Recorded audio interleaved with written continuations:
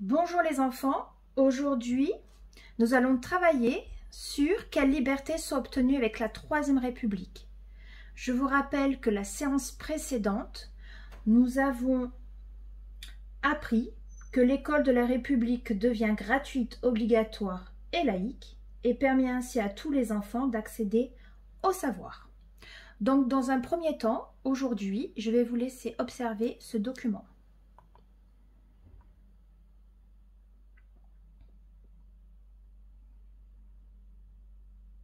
Alors, d'après vous, quelle est la nature de ce document?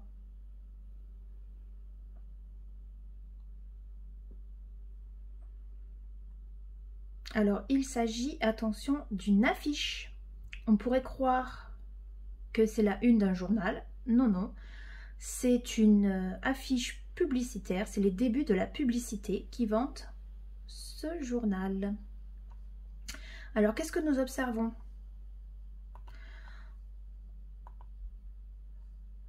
Nous avons un garçon qui tend en évidence un journal, qui est là, qui se nomme Le Petit Journal. Ce garçon est un adolescent. Il porte en bandoulière un autre sac. On peut penser qu'à l'intérieur se trouvent d'autres journaux, d'autres exemplaires. Il porte une casquette. Il est habillé comme l'étaient les jeunes garçons du peuple à cette époque. D'accord? Sur cette affiche, nous pouvons observer le nom du journal, Le Petit Journal, son prix, 15 centimes, le nom du propriétaire, H. Marinoni, et on a d'autres informations sur le journal. Alors, on a ici un autre prix. Selon où vous habitez à cette époque, le prix du journal n'est pas le même. Je vais maintenant vous lire un petit résumé sur cette affiche.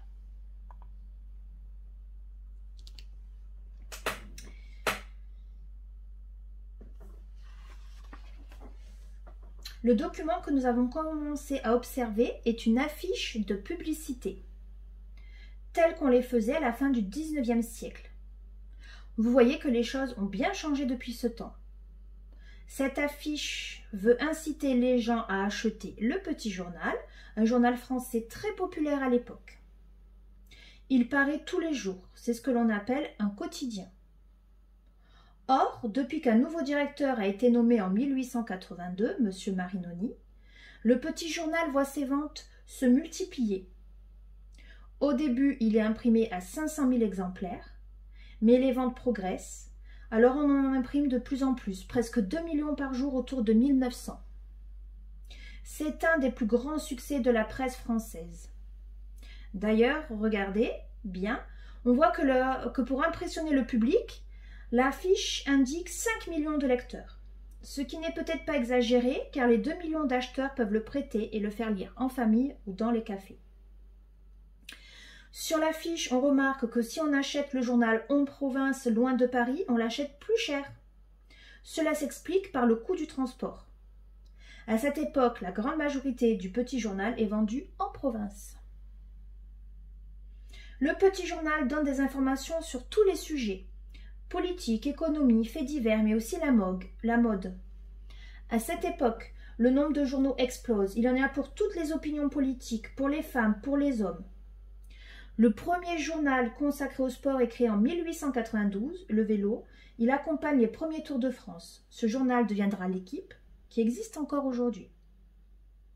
Deux éléments expliquent le succès de la presse à partir des années 1880. D'une part, de plus en plus de Français savent lire, et avec l'école obligatoire, ils vont être encore plus nombreux.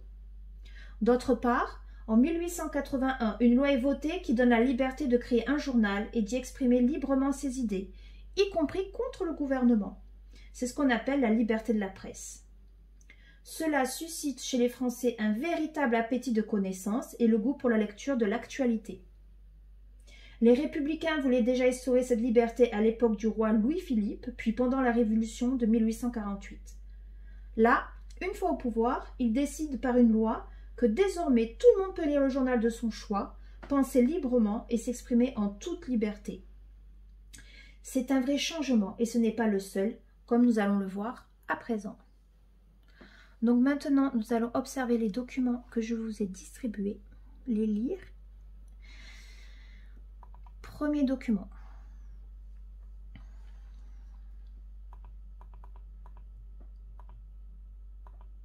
Le voici. Document 1, loi sur la liberté de la presse, 29 juillet 1881.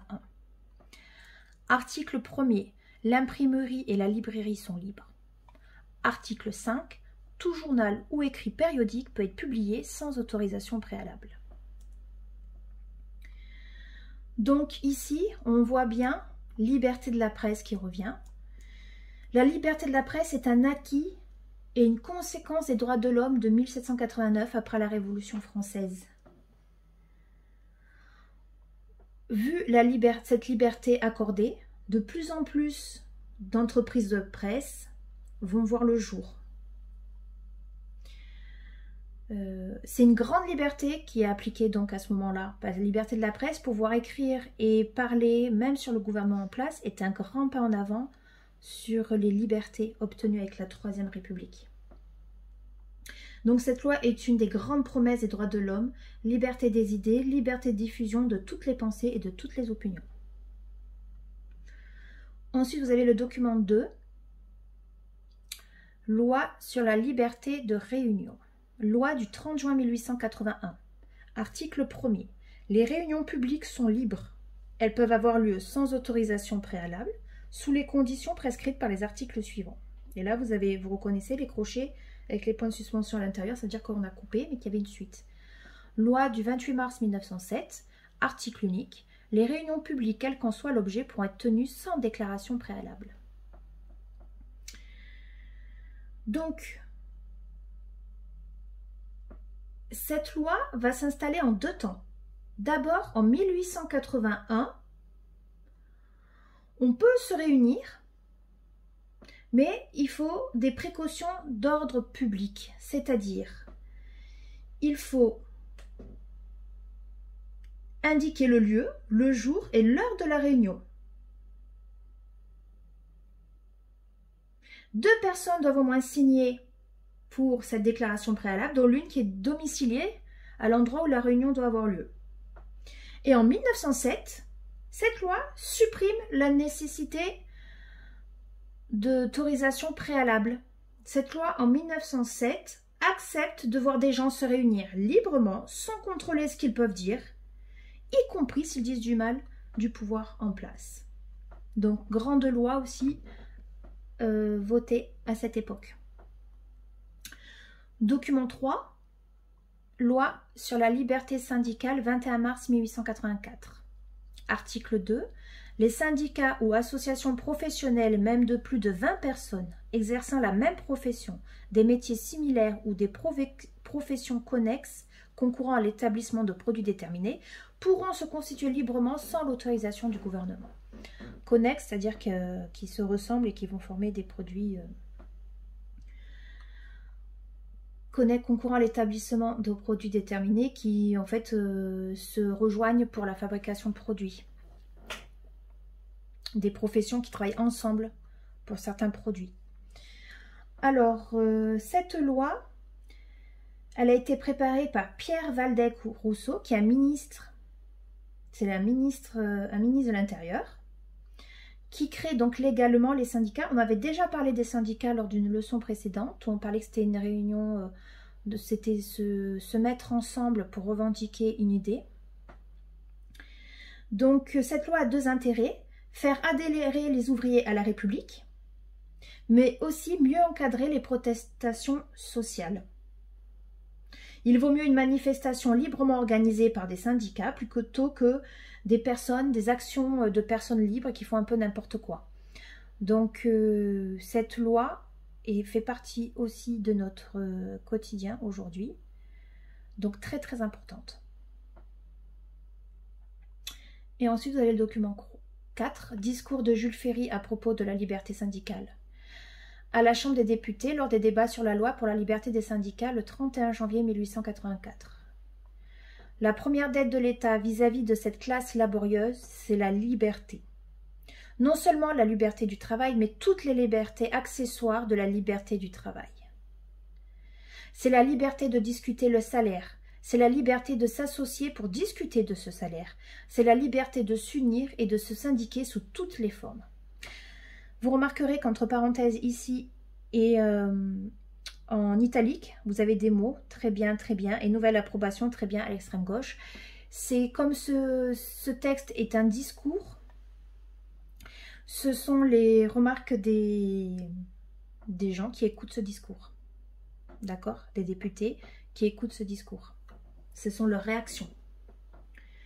Donc on voit bien aussi ici que Jules Ferry, qui est président du Conseil, c'est-à-dire que ce serait l'équivalent de nos jours du Premier ministre, défend la loi de Pierre Waldeck-Rousseau, celui qui a proposé la liberté syndicale.